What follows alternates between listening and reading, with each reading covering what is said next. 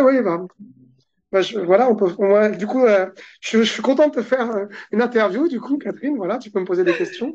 Et oui, Euh, parce que oui, c'était très intéressant, Raphaël, ce que tu es en train de dire, parce que tu as fait beaucoup, beaucoup de développement personnel, tu connais énormément de choses sur ce sujet, et tu as fait cette expérience, en fait, d'aller sur des plans chamaniques, sur des plans spirituels, et tu as vécu une vraie transformation, depuis, cet accès-là. Est-ce que tu peux en parler de justement cette différence entre le développement personnel, le plan chamanique, ce que tu as investi spirituellement?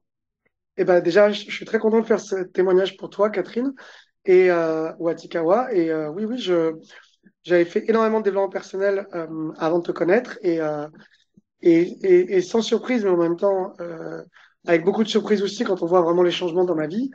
Euh, Depuis que j'ai fait cet accompagnement, je te disais que vraiment les moments de gap de prise de conscience et de changement, c'est souvent quand on passe sur un autre plan de conscience, qu'on pourrait appeler un état de conscience modifié. Moi, je suis hypnothérapeute, mais c'est pas exactement pareil dans le chamanisme. Enfin, je vois les différences, mais en tout cas, c'est toujours dans des moments de transe ou de voyage intérieur que j'ai pu vraiment euh, faire des gros déclics.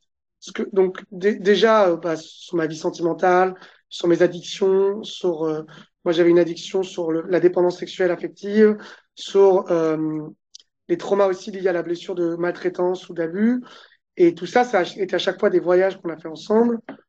Et je me rends compte qu'il y a des vrais changements de vie parce que, par exemple, si je reprends le Raphaël d'il y a 2 mois, avant qu'on commence à travailler ensemble, euh, je vois bien que j'avais une vraie addiction à vouloir tout le temps essayer de plaire et que je croyais qu'il fallait que j'accomplisse tout le temps des trucs pour essayer de me prouver ma valeur.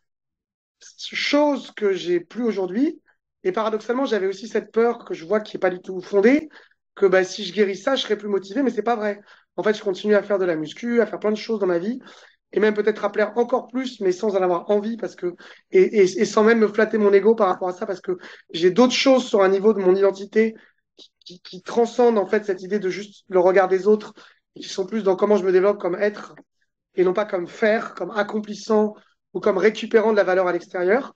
Et donc, du coup, bah, c'est vrai que ça me fait presque bizarre quand je repense à Raphaël d'il y a 2 mois, parce que la quête de ce Raphaël-là, avec tout le respect que je dois à mon ancien moi, n'a presque aucun sens par rapport à qui je suis aujourd'hui. Enfin, j'ai vraiment presque du mal à me remettre dans mon ancien moi, tellement je trouve que c'est une quête vaine et qui emmène forcément à la frustration, en fait, quand on y réfléchit bien. Voilà. Hmm. Ok. Et donc, du coup, je le vois aussi dans mes relations amoureuses ou amicales, c'est-à-dire que avant, je rentrais dans des débats, par exemple, avec certaines personnes où j'avais envie de prouver Je donne un exemple. J'avais un commercial, là, il n'y a pas longtemps, j'ai arrêté avec lui. On va prendre un exemple concret, mais on pourra en prendre des dizaines et des dizaines sur le dernier mois. J'avais un commercial, j'ai arrêté de travailler avec lui. Il n'a pas fait correctement son travail dans le sens où il n'a pas lancé les bordereaux de paiement pour un de mes clients. En fait, je lui dis, écoute, là, en fait, comment ça se fait que le client n'est pas payé depuis 3 mois? En fait, c'était ton travail de lui montrer et de le faire le paiement. Et si j'étais, entre guillemets, casse-couille, je pourrais te demander de rembourser les 3 mois que tu n'as pas facturé, alors que c'est ton travail de commercial, c'est écrit dans ta fiche de poste de les facturer. Donc là, je sais que normalement, d'un point de vue factuel, ce que je dis est vrai. Dans sa fiche de poste, c'est écrit. Je pourrais même, si je voulais, emmener un avocat, je sais pas quoi. Le gars me dit non, non, c'est toi, machin, je t'avais dit, voilà, hein, donc dans le déni complet. Et en fait, là, à ce moment-là, j'ai un niveau de conscience que j'avais pas avant, où je me dis, en fait, continuer à savoir qui a tort, qui a raison, ou à voir d'un point de vue factuel, avec mon esprit ingénieur analytique, qu'est-ce qui s'est joué là, en termes de systémique, en termes de lui qui a compris quoi, ou moi. Et en fait, ça ne m'intéresse pas, je me dis juste, cette énergie-là que j'ai, elle est infertile, pour reprendre les termes que tu m'as appris, ça ne me sert à rien, juste je coupe le contact avec lui et c'est pas grave. Et en plus, comme lui n'est pas, et ça c'est un truc de sauveur que j'avais avant aussi, tiens, t'as coupé ton micro, Catherine, mais comme lui n'était pas dans une demande de ma part de l'aider, avant j'avais le sauveur, j'aurais voulu l'aider ou le sauver, et là maintenant je me dis, il me paye pas, il n'est pas capable visiblement d'avoir la conscience de se remettre en question, j'arrête et je passe à autre chose. Et en 2 minutes, c'est bon, j'ai compris que ça, c'est infertile, ça ne m'intéresse pas. Et je me concentre sur ce qui est fertile. Et du coup, ben ça, avant, ça, c'était pas comme ça. Avant, ça me prenait avec le développement personnel un temps fou d'analyse systémique et tous les outils que j'avais, de compréhension des trucs, de me mettre à la place de l'autre, de me remettre dans moi, de revoir les faits pour essayer de comprendre pourquoi, comment, qu'est-ce que j'aurais pu dire. Alors que maintenant, je me dis juste, bon, voilà, c'est pas quelque chose de porteur, c'est pas grave, j'avance. J'avance, Mm. je mets mon énergie, ça c'est du vocabulaire que j'utilisais pas avant, je mets mon énergie là où j'ai envie d'aller, en fait, c'est tout. Donc, Mm. cette énergie-là, visiblement, me sert à rien.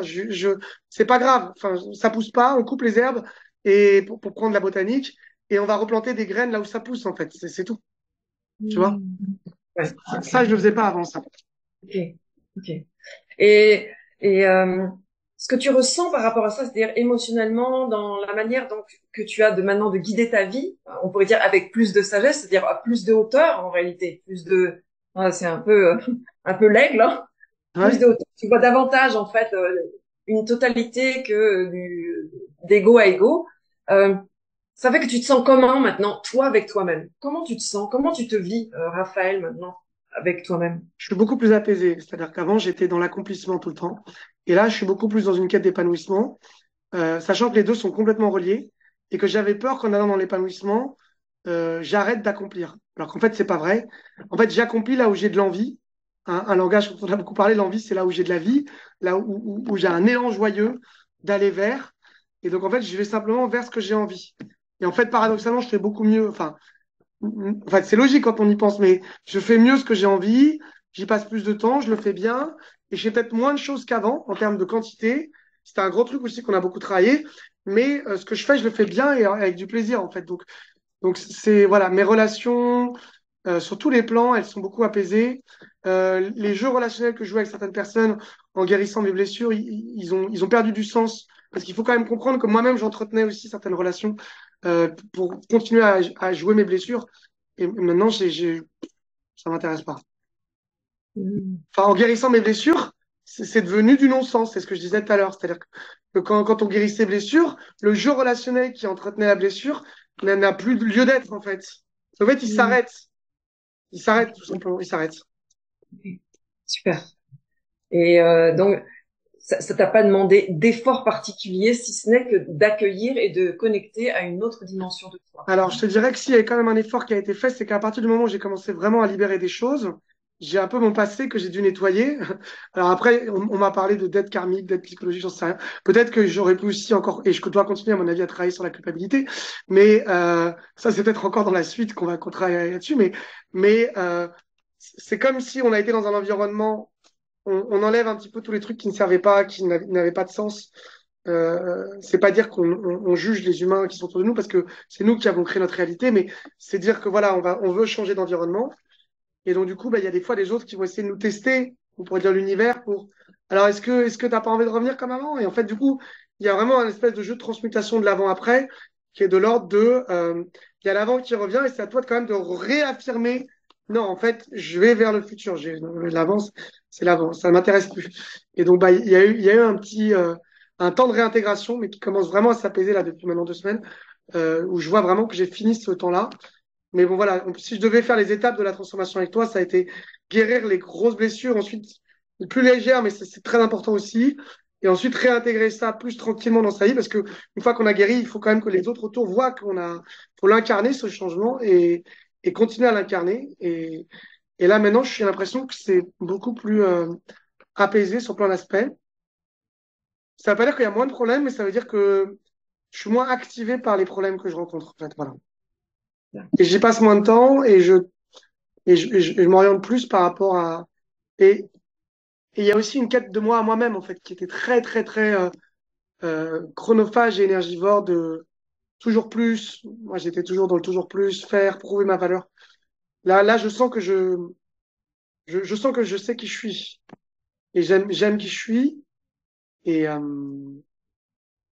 et du coup, je me fais moins de soucis aussi par rapport au futur. Ça, c'est un truc que j'ai marqué. C'est-à-dire que quand on a commencé, j'étais dans une énorme nostalgie de mes relations passées, de plein de choses. J'avais de l'anxiété. Voilà. Enfin, là, maintenant, il n'y a plus ça, quoi. Super. Voilà. Merci beaucoup. Merci Merci, beaucoup. merci, ça me fait plaisir de faire ce témoignage. Voilà, en plus. Ciao, ciao.